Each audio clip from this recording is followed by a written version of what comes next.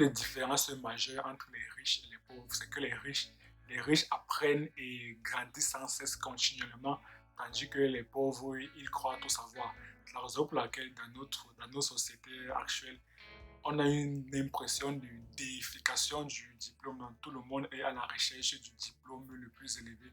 Tout le monde veut avoir le doctorat, le PhD. En fait, dans nos sociétés actuelles, il y a comme une formule diplôme égale à compétence. Par exemple, une personne qui est diplômée, qui est peut-être un ingénieur génie civil, un bac plus 5, la personne croit tout savoir sur tous les corps de métier liés au bâtiment. La personne peut savoir construire un immeuble, construire une maison ou bien que établir même les plans architecturaux, chose qui n'est pas dans son domaine. Et aussi, il y a aussi un fait que j'aimerais souligner. La personne croit savoir faire tout ça, mais également la société également pense que la personne connaît faire tout cela. Pourtant, euh, le métier d'ingénieur génie civil ne consiste pas fondamentalement à établir les plans architecturaux. Mais selon la société, c'est que quand tu es ingénieur génie civil, en principe, tout ce qui a trait au bâtiment, tu dois maîtriser. Il n'y a aucune. En fait, il n'y a rien à dire là-dessus. Tout ce qui a trait à l'ingénierie du bâtiment, tu dois maîtriser. Tout simplement parce que tu as un diplôme d'ingénieur génie civil. En fait, la formule diplôme égale à compétence, en fait, c'est un mode de pensée des pauvres. Parce que, est-ce que par exemple, Mark Zuckerberg, le gars de Facebook, ou bien Jeff Bezos, le gars d'Amazon, ou bien Elon Musk, le gars de Tesla, est-ce qu'ils ont des diplômes élevés? Je ne pense pas. Pourtant, les gars sont ultra riches. Donc, si toi, tu veux devenir le Mark Zuckerberg, ou bien le Jeff Bezos, ou bien le Elon Musk de demain dans un futur proche, il faudrait d'abord que tu identifies les compétences dont tu as besoin pour acquérir la richesse. Maintenant, donc, comment et où trouver cette compétence? C'est ce qu'on verra dans cette vidéo. Dans cette vidéo, je vais te lister les sources vers lesquelles tu peux acquérir de la compétence spécialisée, de la compétence pour acquérir ta richesse. Et je t'invite à rester jusqu'au bout parce que chaque source est très très importante. Mais avant d'aller plus loin, je me présente pour ceux qui sont nouveaux sur la chaîne. Moi, c'est Herbo Benitani, étudiant dans une université dont je préférerais taire le nom. J'ai pour ambition d'atteindre la liberté financière afin de rendre à l'Afrique ses lettres de noblesse. Cette chaîne est donc destinée à tous ceux et celles qui partagent la même ambition que moi. C'est la raison pour laquelle sur la chaîne, je te partage les tips, les secrets et les astuces des entrepreneurs à succès que moi-même j'implémente au quotidien. Parce que comme j'ai l'habitude de dire, le succès laisse des traces. Alors, si ces tips, astuces et secrets t'intéressent, tu as deux choses à faire. La première, va dans la barre de description et télécharge gratuitement les deux e-books que j'ai écrits. Et la deuxième, abonne-toi et active la cloche pour ne jamais rater nos prochaines vidéos. Maintenant que tu connais tes devoirs, voyons ensemble les différentes sources où tu peux acquérir de la compétence.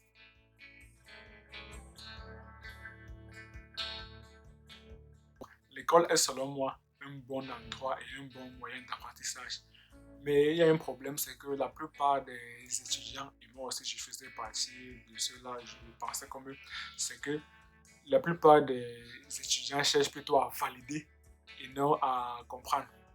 En fait, je peux comprendre certains qui critiquent l'école, qui critiquent l'école par rapport au système d'évaluation, ou du moins par rapport à la manière d'évaluation, également par la présence de certains cours que moi-même je juge inutiles. Mais est-ce que l'école a vraiment pour but de rendre les étudiants riches? Moi, je ne pense pas que l'école a pour but de rendre les étudiants riches.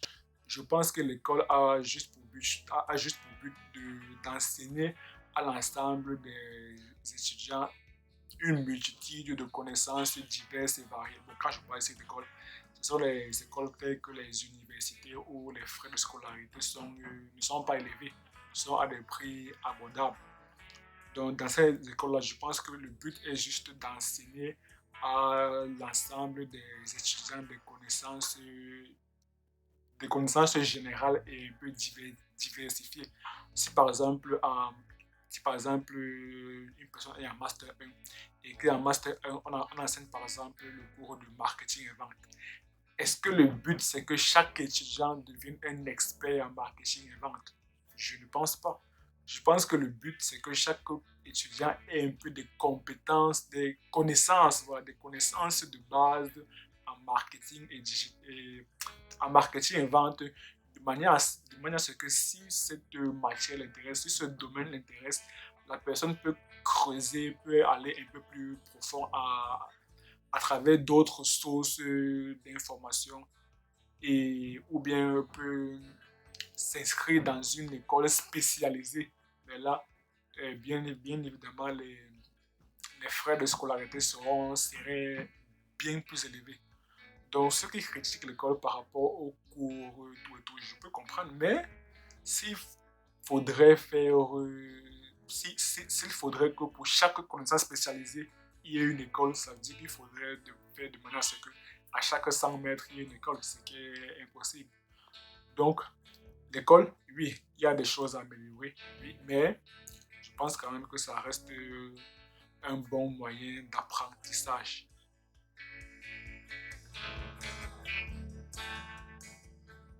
Internet est de plus en plus accessible à la plupart des personnes. Je pense qu'à travers le monde, presque tout le monde a une connexion Internet. Donc, selon moi, Internet à travers les contenus gratuits, c'est également un bon moyen d'apprentissage. Tu peux aller sur des différentes plateformes, Google, Facebook, YouTube, pour avoir des contenus gratuits. Mais comme ce sont des contenus gratuits, tu ne deviendras pas un expert dans la matière, tu ne deviendras pas un expert dans le domaine. Mais ça reste quand même un bon moyen d'apprentissage. Ça reste largement, bon pas largement, ça reste acceptable.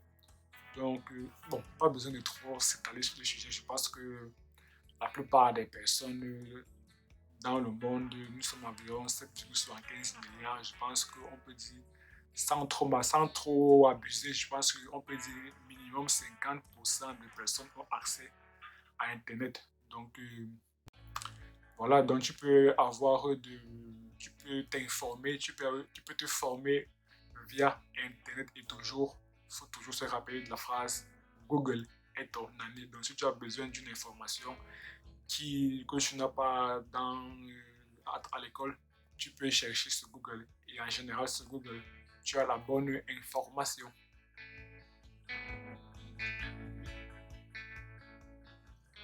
Il y a un adage qui dit, si on veut cacher quelque chose dans un noir, on le met dans un livre. Qu'est-ce que cela traduit? Cela traduit bien évidemment que les livres, c'est un bon moyen, c'est un bon endroit d'apprentissage. Raison pour laquelle je t'invite à vraiment lire. Et un livre, pour avoir un livre, c'est pas cher. C'est peut-être 20 euros maximum. Et il y a même des livres gratuits sur Internet. Et il y a même d'autres alternatives.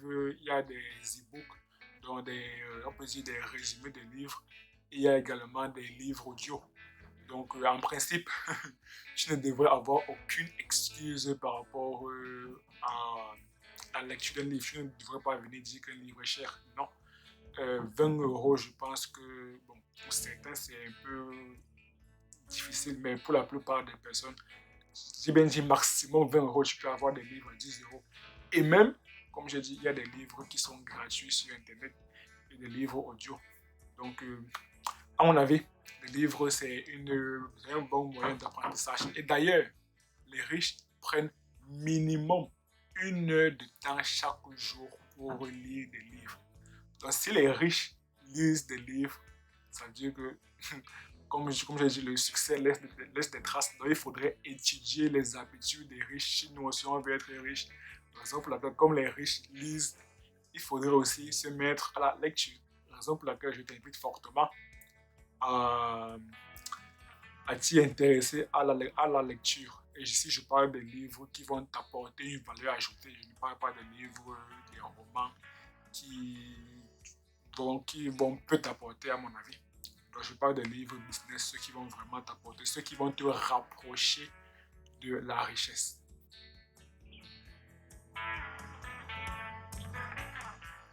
Les formations payantes, notamment les formations en ligne, sont également un bon moyen, voire un excellent moyen d'apprentissage. Et comme ceux qui proposent les formations, les formateurs, quand ils proposent une formation, ça veut dire qu'en principe, a priori, ils ont des compétences calées en la matière. Donc, tu auras la connaissance précise dans le domaine que tu recherches. Mais le seul inconvénient avec, bon, c'est pas vraiment un inconvénient, c'est que les formations coûtent un peu plus cher que les livres. Mais ça, c'est pas vraiment un inconvénient parce que, comme avait dit Warren Buffett, on est la ressource la plus précieuse. Donc, tu es ta ressource la plus précieuse. Donc, il faudrait apprendre à investir ce soir pour avoir des résultats demain. Si, par exemple, aujourd'hui, tu dépenses, disons, 100 euros pour une formation et que plus tard, avec tes business, tu as un chiffre d'affaires de 1000 euros, tu vois que ça valait le coup, ça valait la peine de dépenser les 100 euros pour avoir des résultats de 1000 euros. Raison pour laquelle, moi, je t'invite également à opter pour ce genre de, pour des formations payantes. Également, la différence avec les contenus gratuits sur Internet ou bien sur YouTube, c'est que c'est un contenu gratuit. Donc, cela signifie que tu n'auras pas vraiment toutes les connaissances seront un peu limitées. Pour avoir une connaissance un peu plus élevée, il faudra payer. Donc, pour avoir une connaissance que beaucoup de gens ne disposent pas, parce que ce qui est gratuit, bien évidemment, ce sont des contenus de base. Maintenant, pour avoir une connaissance un peu plus élevée, il faudra investir. Donc, raison pour laquelle je suis totalement d'accord avec la phrase de Warren Buffett. Tu es ta ressource la plus précieuse. Donc, il faudrait apprendre à investir sur toi.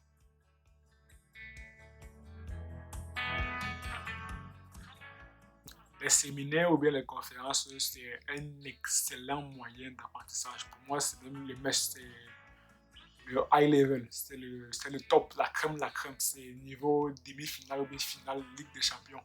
Pourquoi? Parce que quand une personne donne une conférence, cela signifie que la personne est calée, la personne est un expert dans le domaine. Donc, quand tu assistes à une conférence ou bien à un séminaire, là, tu vas avoir des connaissances d'experts par rapport, en fait, par rapport aux formations en ligne. Là-bas, c'est bon, mais c'est très bon, mais c'est pas vraiment le niveau Ligue des Champions, c'est pas le niveau des séminaires.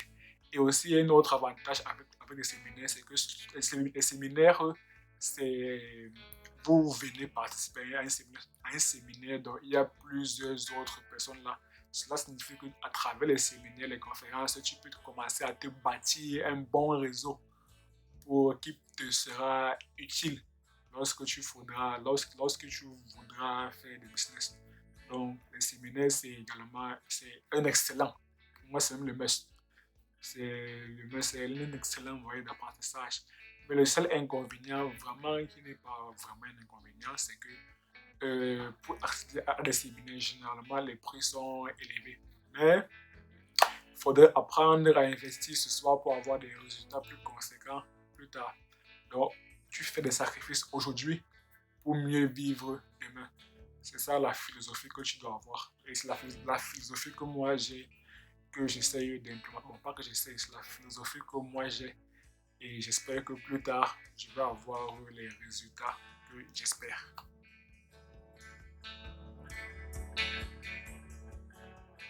Nous sommes arrivés au thème de cette vidéo. Faisons un petit récapitulatif des sources de connaissances que nous avons vues dans la vidéo. En premier lieu, nous avons vu l'école. En deuxième lieu, nous avons vu les contenus gratuits sur Internet à travers Google ou bien Facebook ou bien YouTube ou bien d'autres plateformes. Nous avons vu des livres et nous avons vu que les riches prennent 1 heure de temps par jour pour lire.